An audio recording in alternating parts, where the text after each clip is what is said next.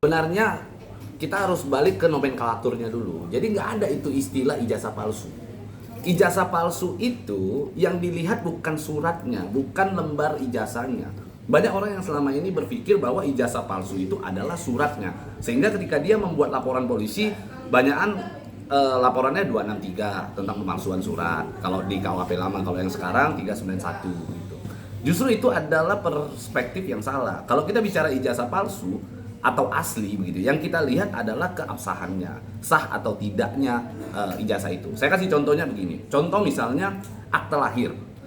Akte lahir zaman dulu dikeluarkan secari kertas dengan tulisan tangan.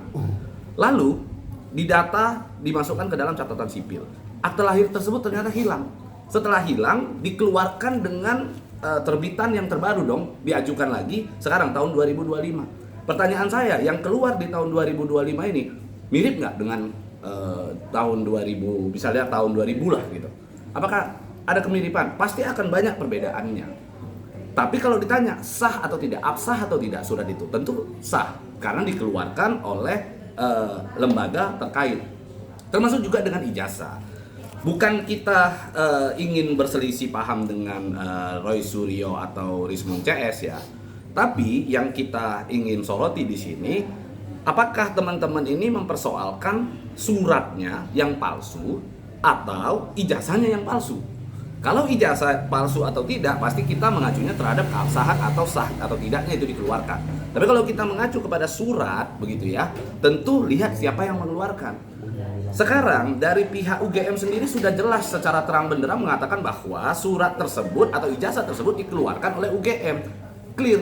Karena itu sudah dikeluarkan oleh lembaga terkait yang sah gitu ya, maka kewenangan tersebut ada pada UGM dan itu harusnya dinyatakan asli. Jadi itu masalah asli atau palsunya itu sudah no debat, kan begitu ya. Itu sudah tidak lagi kita berbicara bahwa itu asli apa tidak begitu. Sekarang kembali lagi, kalau misalnya dari pihak Refli Harun ya, Bang Refli ternyata katanya mau melaporkan lagi atau menghadirkan saksi lagi terkait skripsi. Kembali lagi, yang membuat skripsi itu siapa? Yang membuat skripsi itu adalah pasti mahasiswa. Ketika mahasiswa membuat skripsi, mengajukan kepada pihak rektorat begitu, rektorat tugasnya hanya menilai skripsinya, menyidangkannya, lalu meluluskan. Apa yang mau dipersoalkan dari setumpuk skripsi itu gitu. Karena skripsi itu juga berbicara bukan kertas, tapi berbicara tentang ide, berbicara tentang apa yang diuji di dalam skripsi itu gitu. Jadi kalau dibilang mau dihadirkan saksi untuk membuktikan skripsinya itu palsu lah, skripsinya itu katanya nggak benar lah dan lain-lain, ya menurut saya itu terlalu jauh dan terlalu menurut saya hanya buang-buang waktu sih. Bang, berarti sebaiknya seperti apa ini untuk Roy Suryo CS ini? Artinya kan dua orang sudah bertemu Jokowi dan kasus dihentikan. Apakah perlu juga mereka mengikuti jejak dari langkah dua orang, Bang Egy dan Hari Lubis? Ya menurut saya langkah restoratif justice adalah langkah yang paling baik. Sudahlah, lagian publik juga sudah udah nggak tertarik lagi sebenarnya dengan persoalan kasus ijazah palsu tersebut begitu. Isu tentang ijazah palsu tersebut udah tidak menarik lagi untuk dibahas secara terus-menerus begitu. Sehingga menurut saya sudah sepatutnya kalau memang Pak Jokowi sudah membuka diri, Pak Jokowi sudah membuka pintu gerbang untuk dilakukan restoratif justice, ya harusnya udahlah Mas Roy, saya kenal baik dengan Mas Roy, orang baik juga beliau. Rismond juga saya kenal baik gitu ya. Ya sudahlah, duduk bareng aja. Dan Pak Jokowi juga saya yakin adalah sosok yang sangat membuka diri untuk itu kan. Jadi menurut saya udahlah, jangan digoreng-goreng terus, jangan lagi dipersoalkan, tinggal duduk bareng, bicara baik-baik, selesai semuanya gitu. Dan saya lihat kan kalau bicara tentang restoratif justice yang selama ini beredar kan ada satu kekeliruan dalam pemikiran rekan-rekan yang ada di sebelah sana. Seakan-akan restoratif justice itu harus yang dialami oleh Egy Sujana begitu ya, Bang Egy, seakan-akan Bang Egy menerima uang dan lain-lain begitu ya. Menurut kami sih sangat aneh sih ketika ada seseorang yang melaporkan, lalu seseorang itu sudah melaporkan, terlapornya tersangka, lalu akhirnya demi restoratif justice pelapor yang mengeluarkan uang. Kayaknya itu ada satu kejanggalan yang menurut kami tidak tidak sesuai lah dengan kultur yang ada ya begitu ya.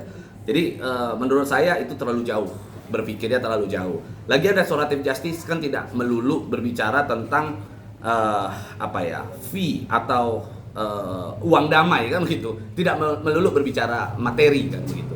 Restoratif justice itu bisa saja dilakukan bila kedua belah pihak merasa sepakat untuk menyelesaikan persoalan ini untuk menghindari kerugian yang lebih dalam lagi, yang mana mungkin kerugian tersebut berpotensi untuk dialami. Misalnya contoh saya melaporkan X misalnya. Ternyata setelah berjalannya perkara si X ini ditetapkan jadi tersangka. Saya mungkin memahami bahwa kalau perkara ini dilanjutkan begitu ya, maka saya akan habis waktu, habis pikiran, habis tenaga. Dan X juga sama. Dia sudah ditetapkan jadi tersangka, lalu mungkin ketika dia berjalan akan habis waktu, pikiran, tenaga dan lain-lain. Hingga akhirnya dilakukan pertemuan, lalu akhirnya berdamai, dan itu kan hal yang lumrah terjadi di Indonesia. Jadi nggak perlu harus kita berbicara seakan-akan antara si A dan si B ketika saling lapor di kepolisian, lalu damai itu harus melulu pakai uang gitu ya. Intinya nggak ada seperti itu. Dan saran saya kepada rekan-rekan kita, ada Mas Roy, ada Rismon, ya udahlah, kalau memang ini udah duduk bareng aja lah. Itu kan hal yang lebih baik kan gitu. Kan persyaratan RJ itu kan pertemuan kedua belah pihak, ada permintaan maaf. Tapi ini pihak Pro Suryo ingin RJ ini dia mengajukannya ke tim penyidik. Ini agak sombong juga yang nggak mau ketemu Jokowi. Itu bisa kan Bang kalau kayak gitu langsung minta penyidik? Gini, permintaan maaf itu adalah perspektif yang kalau kita membaca secara formil, mungkin secara formilnya terlihat bahwa ada pihak yang meminta maaf. Pertanyaannya, kalau orang sudah memaafkan sebelum terjadi permintaan maaf, apakah itu bisa dikatakan tidak meminta maaf? Kan nggak seperti itu gitu loh. Ketika seseorang memaafkan, poinnya dari kata-kata permintaan maaf itu bukanlah siapa yang meminta maaf, tetapi siapakah yang memberi maaf. Intinya Pak Jokowi sudah memberikan maaf. Kalau Pak Jokowi sudah memberikan maaf, maka itu menjadi bagian daripada syarat restoratif justice begitu.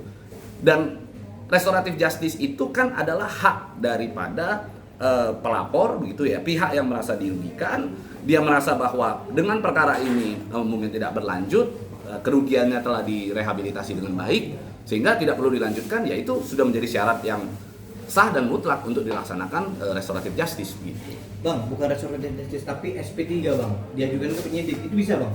Ya kalau restoratif justice sudah dilakukan ya tinggal SP3. Apalagi? Oh berarti dia RJ dulu ya? Iya, syarat melakukan SP3 itu dilakukan dengan restoratif justice kan boleh. Siapapun boleh melakukan itu kan. Istilahnya misalnya saya melaporkan si X tadi, lalu kami melakukan restoratif justice. Kedua belah pihak sepakat untuk berdamai lah bahasanya, tidak saling mempersoalkan kembali. Hasil daripada dading gitu ya, perdamaian tersebut dituangkan di dalam satu perjanjian, lalu perjanjian tersebut diajukan kepada pihak penyidik, dilakukan penghentian terhadap perkara, kan itu boleh begitu kan. Karena kembali lagi konsep atau sistem pidana itu adalah ultimum remedium. Jalan terakhir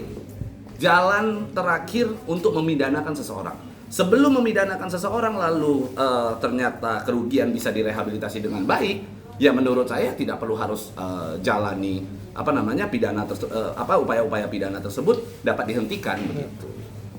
Bang, miris nggak sih Bang, Abang sebagai praktisi hukum melihat kedua belah kubu ini saling lapor, apalagi mereka sesama praktisi hukum juga ini. Di awal sekali ketika isu ijazah palsu tersebut itu mencuat begitu ya, Mas Roy itu ada di sini, sempat datang kepada saya. Jadi sebelum isu ini ada gitu, Mas Roy itu udah tunjukkan itu semuanya kepada saya, sempat menyampaikan kepada saya.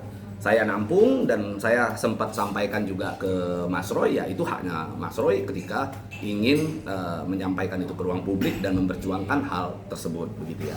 Termasuk Bang Egy juga beberapa kali komunikasi sama saya, menanyakan, menyampaikan, bahkan sempat memang Bang Egy itu menyampaikan bahwa Pablo bantu saya, dia sempat sampaikan begitu kepada saya. Tapi pada prinsipnya adalah awal-awal saya melihat ini kan rangkaian dari sebuah peristiwa politik gitu ya.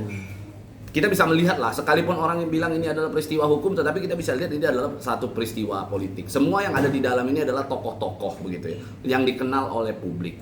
Sehingga awal-awal ketika persoalan ini mencuat, saya melihatnya wah seru juga ini kalau mereka saling tarung gitu kan. Kita lihat abang-abangan kita gitu ya, senior-senior kita ketika berdebat kan itu bisa menjadi satu referensi ilmu juga untuk kita di kemudian hari begitu. Tapi setelah berlangsungnya waktu sekian lama begitu ya, saya melihat bahwa ini kok teman-teman jadi pertarungannya jadi kurang sehat begitu. Yang lebih ke serangan pribadi, lalu berbicara tentang hal-hal yang tidak layak dan tidak patut untuk ditampilkan di dalam ruang publik. Nah ketika itu mulai muncul, disitulah saya mulai bersedih. Bersedihnya bukan karena yang satu profesi advokat, lalu yang satunya adalah ahli gitu. Enggak, saya melihatnya bukan itu. Intinya dua-dua ini teman saya. Dua-dua ini saya anggap adalah orang-orang baik begitu ya. Orang-orang baik, orang-orang yang harusnya bisa duduk bareng. Saya pengennya itu ya suatu saat ya, di depan saya itu nanti ada Bang Egy, ada Rismon, ada Mas Roy, duduk ngopi, bicara yang lain lah, jangan bicara tentang ijazah palsu ini begitu. Dan rata-rata yang berbicara di ruang publik semua saya kenal baik gitu ya. Jadi sehingga kadang-kadang kita miris saja, ini kenapa sih harus dibuat berlarut itu? Karena jujur aja yang membuat ini semakin kisru dan semakin panas adalah, mohon maaf, rekan-rekan media juga terkait dengan kasus istilahnya ijazah Jokowi ini gitu. Karena apa? Saya beberapa kali ngobrol-ngobrol, ratingnya bagus banget.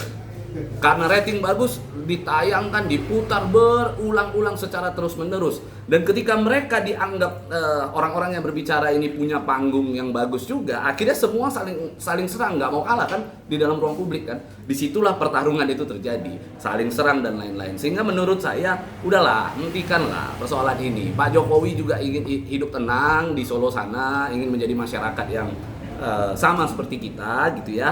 Mas Roy adalah pejuang yang menurut saya cukup tangguh karena bisa bertahan sampai hari ini dengan Rismon. Bang Egy juga senior saya hormati beliau.